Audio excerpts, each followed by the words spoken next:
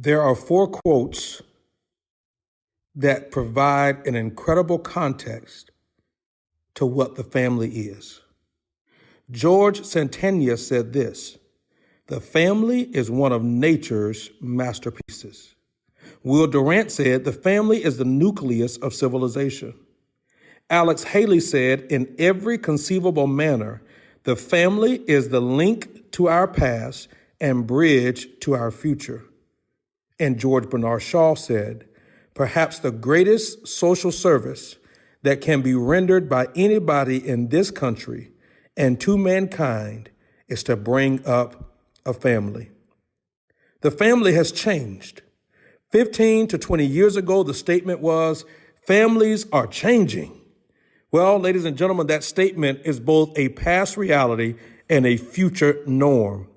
What those changes mean have generated scores of conferences and books and research and talk shows and podcasts and newspaper articles and magazines even, and on and on and on. Over the next few weeks on the Wise Idea podcast, I want to invite you into our conversation about family life. We are going to address it from multiple angles and in multiple ways. We'll dig into some pretty difficult conversations and we'll laugh at some others. We're going to talk through parenting and marriage and blended family, singleness, adoption, infertility, and even what families should do about end-of-life care and even death.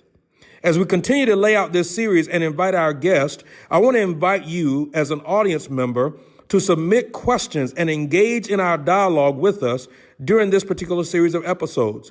If you have questions that you would specifically like for us to address or deal with or even wrestle with, feel free to send us an email to info, I-N-F-O, at thewiseideapodcast.com. Again, that's info, I-N-F-O, at thewiseideapodcast.com. You can also direct message us, DM us, or inbox us on Instagram or Facebook. Now, let's jump in to our conversation about family life.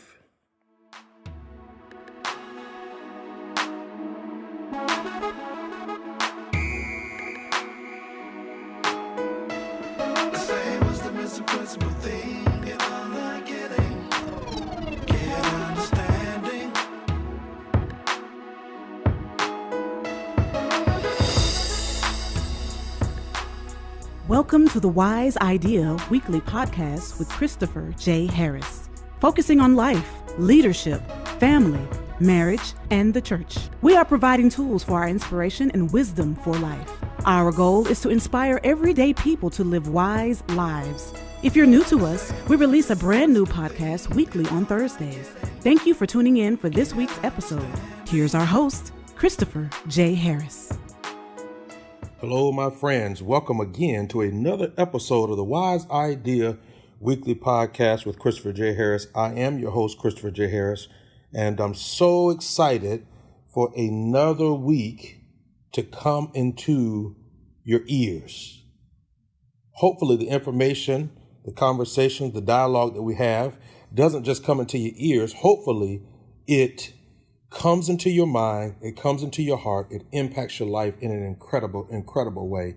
I'm so excited because for the next few episodes and the next few conversations, we are going to be talking about family life. We're going to be talking about it from multiple angles, multiple phases of life. We're going to talk about it from a parenting standpoint, from a marriage standpoint. We're going to talk about it from a blended family standpoint. We've got some folks coming on that's going to talk about what it looks like to deal with family life as a single. We're even going to bring in some seasoned folks that will talk to us about what this looks like on the other end of the journey as you've been doing life, or as they've been doing life for 60, 70, 80 years together. And so we're going to have all of those discussions. And I'm excited because the goal is to provide wisdom that anybody can apply to their life. Our goal is simply this: to provide wisdom and strategies to improve your life. You know what I say every single week: when wisdom becomes a part of your life, your entire life gets better. So let me say this before I bring our special guest on for today. let me just say thank you. Let me say thank you to all of you that are hanging out with us each week. You leave ratings, you leave reviews, you are sharing on social media, you are engaging with us, you're giving us feedback. That is what it's all about. That is what community is built off of.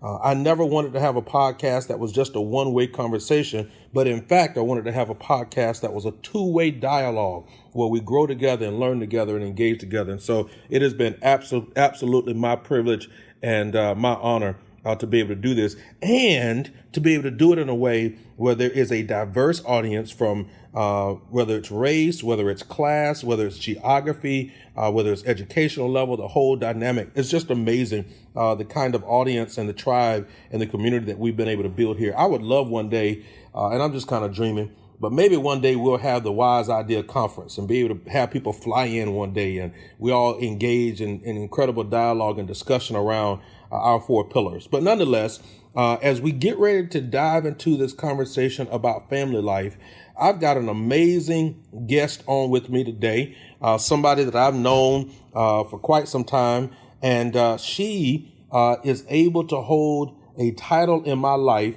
that nobody else is. Guess what that is? That's wife. Yeah, y'all, I got my wife on today. Good morning, good afternoon, good day. Good morning. Good morning to all of you listeners as well. Listeners, these are this is our family. What are you talking about, listeners? All right, so we want to just come on just for a few minutes and talk about what does it look like to be parents and parenting life. And we're able to approach this from multiple angles. Well, we've got 4 kids of our own, and at the time of this recording, they're in 4 different age categories, 4 different grade levels, 4 different schools, literally. So we are parents, but we're / Uber drivers too. All the parents out there that are listening to this knows exactly what that means. So we've got that dynamic. We've got the dynamic where we both have come from parents and families who understand the dynamic of raising multiple children. My wife has 5 siblings, and her parents raised an additional 2 or 3 kids in the process, plus a neighborhood almost. And then, of course, for a period of time, about 12 years, we were youth leaders. So we saw this also from the dynamic of helping to walk alongside parents who were raising their children and walking through and just wrestling with all kinds of dynamics. So we're approaching that from multiple angles. So the first thing I would say is this, wife, at this stage of the journey, what is it about parenting that you've learned that you wish you knew when we started the journey? What is it? Well, I would say, and I think all parents or parents to be can attest to this, or anyone that works in the capacity working with children, is that there is no script, right? There's no manuscript of a direct how-to that works for every single child. They are all different. They all have a different set of, I guess, recipe for success. There are some general guidelines and tenets that are there, but they are individual people that need differences to help them to flourish into the adults that we are creating them or making them to be. So that's good, because there definitely is no script. I mean, if there was a script, we probably would have broke it already. We'd have ripped it up, put it in the shredder. Make no mistake about it, ladies and gentlemen, parenting can be an arduous task. It can be tough work. I don't want to say that it can be hard, because that may send the wrong message, but make no mistake about it. It can be some tough work and some labor involved with it. So there's no script, as my wife just said, but we want to really quickly kind of share with you sort of 4 stages of parenting, though. And I'm going to share them with you. If you Google this or you look these up, the 4 stages of parenting, you're going to see different titles with it, different names with it, but it all sort of follows along sort of the same path in terms of the framework. So you got 4 stages. You got first stage, which is ages really birth to 5, which is the loving discipline stage. And the purpose of this stage is to teach actions that have consequences, both good and bad, right? So your actions have a direct relationship to the result of the consequences. So I'm going to break these down, and I'm going to let my wife kind of tag each one of these. Stage 2 is what could be known as the training stage, which is ages 5 through 12. And in this stage, this is where kids are learning about right and wrong at home, but now they are going to school and seeing how other kids act. So a parent then at this stage becomes more of a trainer and teaching kids how to interact in the world while also not losing sight of the values at home. Boy, we got a lot to talk about with that. And so really the purpose of this stage is to nurture a love for God and for your values and for the vision of your home and others into the heart of your kids, right? So that's the training stage. That's ages 5 through 12. The third stage could be called the coaching stage, or that's really ages 13 to 18. So you're a coach. You are helping to train, right? Training and development. And so in this stage, your kids are forming their own identity and how they want their peers to perceive them, how they want the world to perceive them, and what their unique purpose is. They're thinking about independence, not necessarily desiring more of it, but they're starting to become some more of that. And that's a natural part of growing up. The purpose of this stage is to really carefully beginning to release your kids to establish their own convictions within the framework of what you've given them as their values, right? And then the final stage, and I'm gonna let my wife jump in here and we'll break this down, is the friendship stage, which is ages 18 and up. And so obviously in this stage, it's to release your kids to be able to mature and become responsible adults. The challenge, I think, is that if you move to one of these stages too soon, there can be some other challenges created. At the same time, I think that there are times where parents have probably moved to the friendship stage without doing the training or the coaching stage. And man, there's all kinds of dynamics there. So those are the 4 stages. You can write those down, look at those. But what I'm going to do is I'm going to back up now and I'm going to let my wife kind of tease these out and offer maybe even some real life examples of how we've lived this out in our own home. So. Thank you. I think it's comical as I'm sitting listening to these stages. We have children in 3 of the 4 stages. So I just think that is just interesting, even when you look at the dynamics of how you support your children. There was an episode, I watch All of Us. I don't know if you, any of our family members or listeners watch All of Us, but there was this particular episode, and I want to frame it briefly. Which is an American TV show. Because for those that are outside of the country, they may not have any idea what that is. But anyway. Yes. Well, there was and you don't have to watch the show to really understand where I'm going with this. But the mother was talking to her 3 children, and they were kind of probing her to say, why did you treat this child differently from me and this child differently from me? And the mother's response, she said, this particular child was just easier. And that is a reality as a parent. When you have budding differences between all of your children, your one child compared to a cousin, right? Even if it's like an only child, sometimes they're just easier, right? And it can come across as I prefer this child over the other, when really I think as a parent, we have to step back and say, what is it that this child needs from me in this season where we are? So if I am looking at, and one thing my husband did not share is I'm an educator, so I'm around children all day. So I'm around children all day. And it's really about finding that niche of what they need, listening to them. But if we're talking about stage 1, which is typically the ages 1 to 5, I am much more corrective and much more directive, right? So they aren't given much choice as far as what to do, right? So, you give a directive, you may give choice in how that gets done,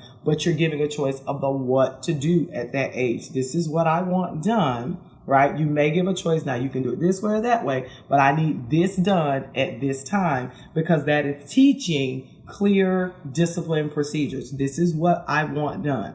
This is, the task that has to be completed. This is the language that we use. This is how you respond when you see this. So those are those clear directives that are given in that season. So we have a child that falls into that.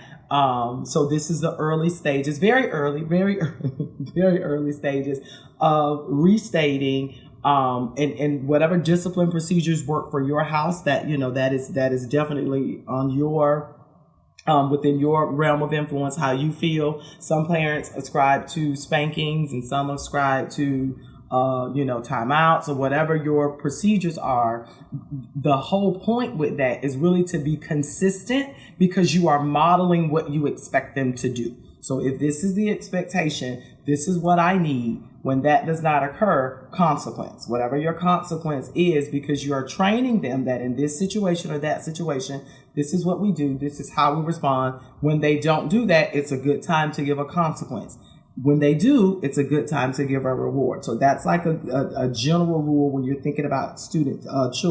See, I'm at work. When you're thinking about kids, children, students, wherever in that age, even as parents. The second stage are your children that are 5 to 12. We have 2 children in this stage. Interestingly enough, they are very different. And it's really interesting as my husband pointed out, that this is really seeing how this is played out in other children. This is the time when you will see how they are impacted by their interactions with others.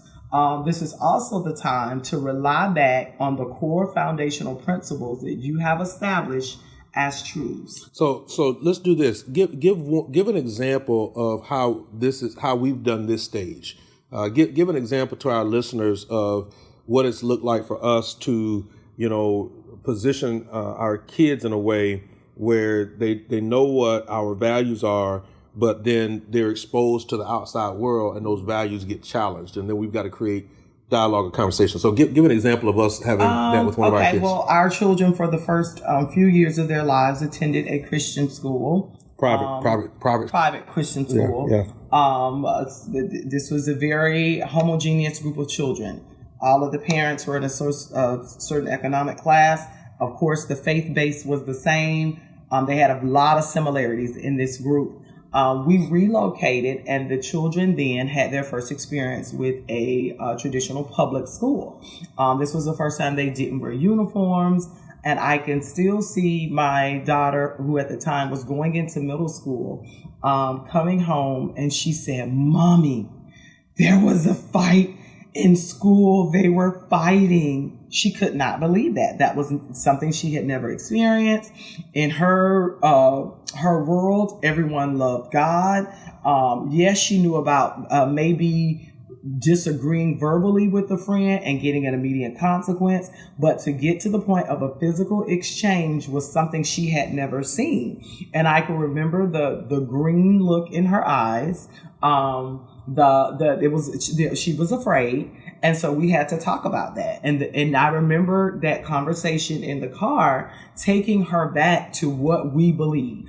Where others may fall away from that, this is what we believe. Everyone hasn't had the opportunity to hear what we hear. So it's our job then to be an example for them. That's how I shared that with her. I said, it's our job to be an example for them. Everyone will not believe what you believe and do what you do. But sometimes when I'm a light, I can help them see what I see. And so that was a turning point for her to really be able to see that there are different kids, right? There are kids that are not like me, that don't believe in what we believe. I mean, they were just like struck, like, oh my goodness, I go to, the church and I go here and everyone believes. There are people in this world that don't believe. Yes. So that was the opportunity for her to say, hey, here's this advantage that we have, right? So we model this advantage for those that don't have what we have. And that's how we handled and navigated stage 2 then. Now she's now in stage 3,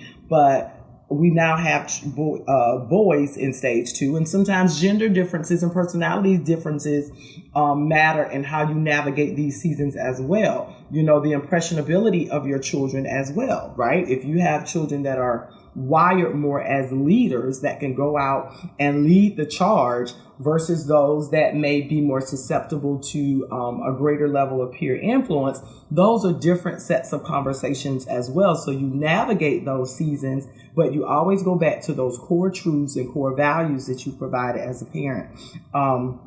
So our 2 that are there now, it's a lot of conversations about, you know, peers. And, you know, what do we believe? Okay. Who are we listening to? What choices are we to be making? Are there still consequences? Definitely. Are there still rewards? Definitely. We don't move away from that in this second stage because we're still giving consequences and rewards, but it's that opportunity for them to see the world, not so much as, a micro, but more as a macro, to really see it as a broader piece, of work.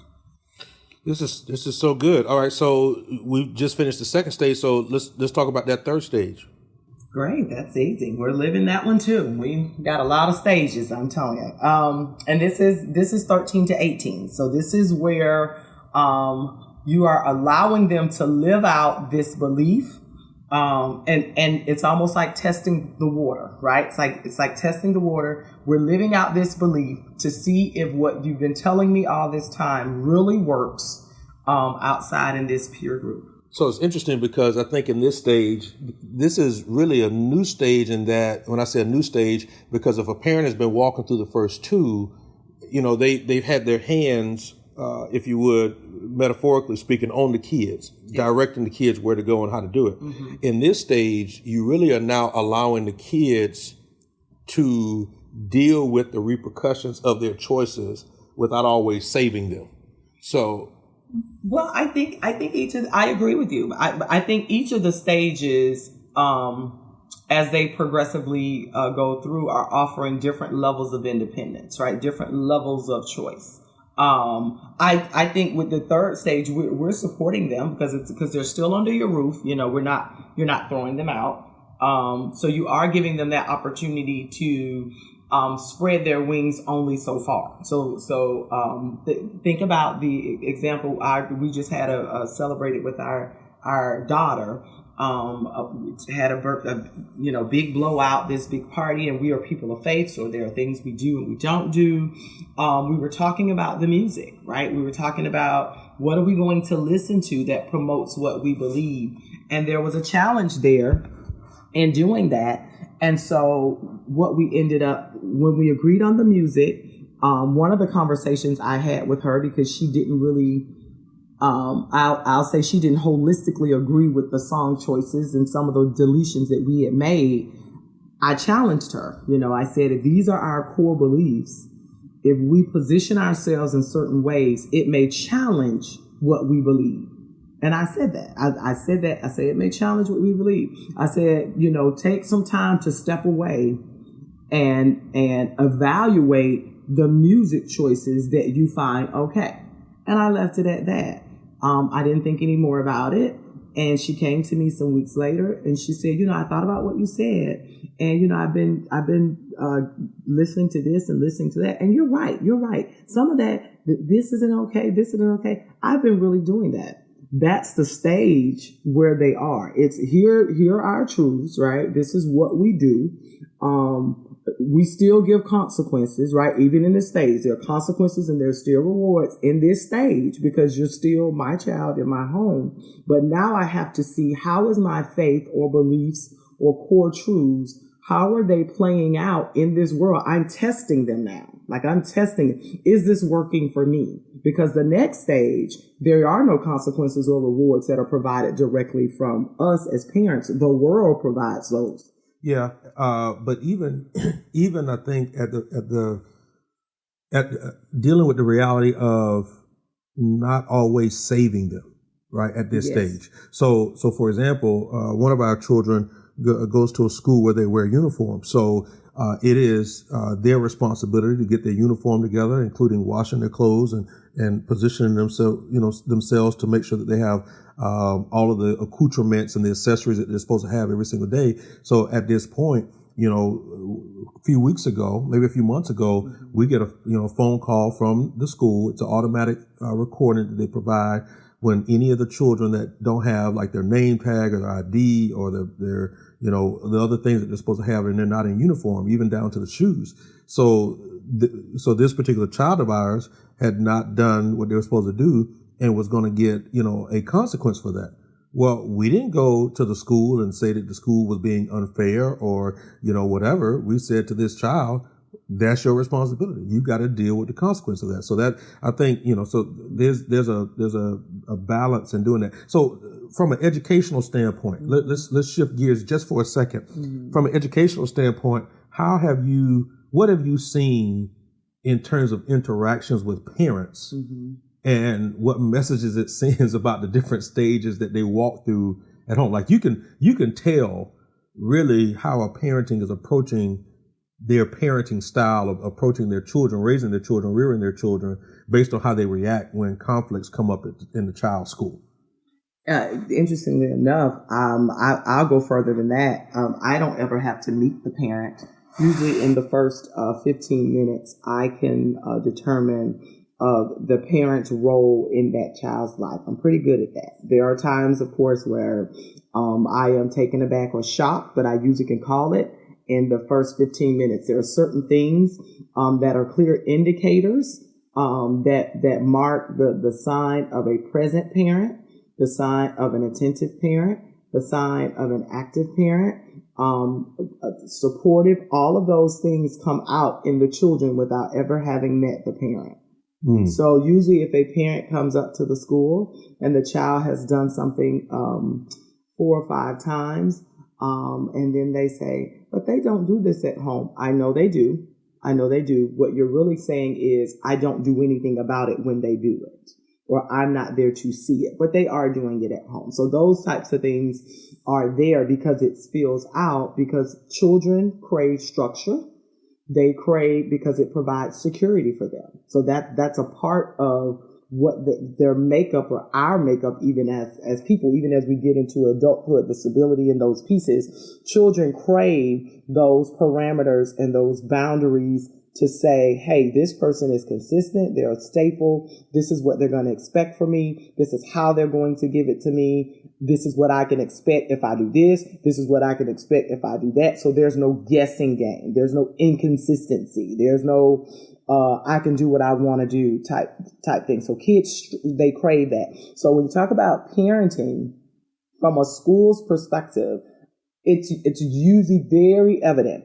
If I have a child and I'm speaking, I'm an administrator. Now I was a teacher for some years and now I'm an administrator, been in other positions as well. But, if I am speaking to a child and the mom or father or the guardian, they say, oh, okay, well, thank you. I apologize. This will never happen again. And then I never see the child. And then they're only waving in the hallway. That's a home of structure. That is a home where you fell short of my expectations. You did not meet them. Here is the consequence. This is how we're going to redirect. And now you're back out and you have another opportunity to represent me differently. And they take advantage of that. So those things are easily noticeable in a school system. Yeah, I think as parents, we really have to get to a place where we are committed to walking alongside of the teachers in the school without seeing them as enemies. And that's a journey. I mean, because oftentimes too, that means that you have to acknowledge when your child messes up and lovingly support them while also lovingly correcting them. And that's a balancing act. That's a real situation. Mm-hmm. I love what Pastor Andy Stanley, he and his wife Sandra said. And their children are all past this stage now because they walk their children through all of these stages, and they have adult children now that are now in the friendship stage their children are now married and all of that. And yet they still have another child that is, I think, in stage 3 because they're now foster parents. But Pastor Stanley said this. He said that he and his wife decided at the very beginning stages when they started having children that a part of this, and this is the phrase that he said, we want our children to want to be with us and others when they don't have to. Wow. Yeah. And so when you think about that, right, it's almost like you start parenting in reverse. You say that then even the discipline is done in a way that keeps the relationship there. So I love you, but I gotta discipline you, but I'm doing it in a way that lets you know I love you and that I want you to know that we're in this for the long haul. Right. So you're not disciplining your child to totally crush them, right? Or to snatch their identity away, but you're doing it in a way that keeps the relationship there. So I think, for some parting words here, I think we have to really start thinking, what do we want our children when they become adults and they have the choice to be around us and not be around us? What do we want them to leave with when they walk across that threshold? So after a graduation, or they're getting ready to go on to a college or establish their own housing or just whatever that looks, what are those things that we want them to walk out of the door with? And that's something that constantly I wrestle with. It stays on the forefront of my mind often,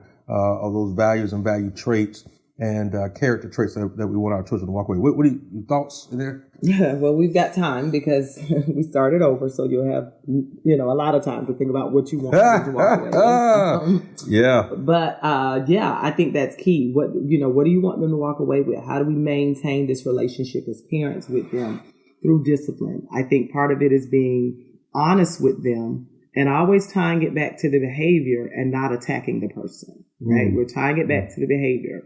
This is a consequence that you're getting because here was the expectation. This is what you did as a result of knowing the expectation, and this is what you're going to get as a result. Not, the name calling or the this or the emotional berating, and those are the things that can kind of muddy the waters of parenting, and kind of have some longer lasting effects beyond that. We try to be positive. We do give consequences around here. Please believe that. We give them. But they're always tied to truths. They're always tied to this is what was expected. This is what you did. Who did it? Because, it's about taking responsibility. Who did it? Okay. So then this is how we're going to handle that. Since this is what you did, this is how we're going to handle that. And then from there, we move on. Like we don't continue to harbor. Now, if it's a recurring behavior, yes, you may have to reference previous behaviors to say, at this time you did this and this time you did that. Now you're showing a pattern of behavior. So now we have to respond this way. Yes, that happens. But when we get into devaluing or making hurtful statements, you see, and I haven't watched talk shows in years, but when the talk shows, when they would get on and say things like, you said this to me when I was 7 and I never got over it. Those things are true. They are true things. And so you want to be careful with word choice as you're guiding them through this journey. And remember, there is no script. There's no script, right? There are some guiding tenets that we can give you, but there's no black and white. This is all you have to do to be successful as a parent. And so we just keep that piece in mind. So there you have it, ladies and gentlemen. We have given you the 4 stages of parenting and what that looks like in the Harris household and how we're trying to live that out. Make no mistake about it. We're not perfect parents. We've never, ever tried to send that message in any way, but we definitely try to create a context in which our children, we are raising healthy adults and children that are going to be productive, contributing members of society who live by faith and have firm convictions. So I hope that today was inspiring and reinvigorating for you. I hope you've taken some notes and made some observations and thought about where you are and what stages of life you are. And we're going to continue this conversation next week. We're going to talk about some of the different phases that our children walk through. It's going to be really, really fun. So I look forward to hanging out with you guys next week as we continue this conversation, this dialogue. And then in the future weeks, the upcoming weeks, we're going to have some folks to come on and talk about blended families and what that looks like. Some folks to come on and talk about what it means to be a single and live in this culture that we have, where they're embracing their singleness and all of those kinds of things. So it's going to be really, really fun. So our announcer is going to come and share some more details with you. We look forward to having you tune in with us every single week And you all know how I end every single episode. I look forward to having you tune in, but guess what? Most importantly, I want you to live wisely. Thanks again for joining us on another episode of the Wise Idea Podcast with Christopher J. Harris. We hope you enjoyed our time together. If you did and would like additional resources and information, you can find the previous episodes, show notes, featured guest information, and more at www.thewiseideapodcast.com. We also invite you to join the conversation on social media. The Wise Idea Podcast is on Twitter and Facebook. Find us at The Wise Idea and at our Facebook group, The Wise Idea Podcast. On Instagram, find us at The Wise Idea Podcast. Our host is also on social media. You can find him regularly on Twitter, Facebook, Instagram, LinkedIn, and Pinterest, all located at CJ Harris 1. Finally, if you enjoyed what you've heard, head over to iTunes and or Google Play and leave a rating and review for other listeners to find us. Our podcast is also on Stitcher, TuneIn, Spotify, and iHeartRadio. Thanks again for joining us. We will see you the next time. Live wisely.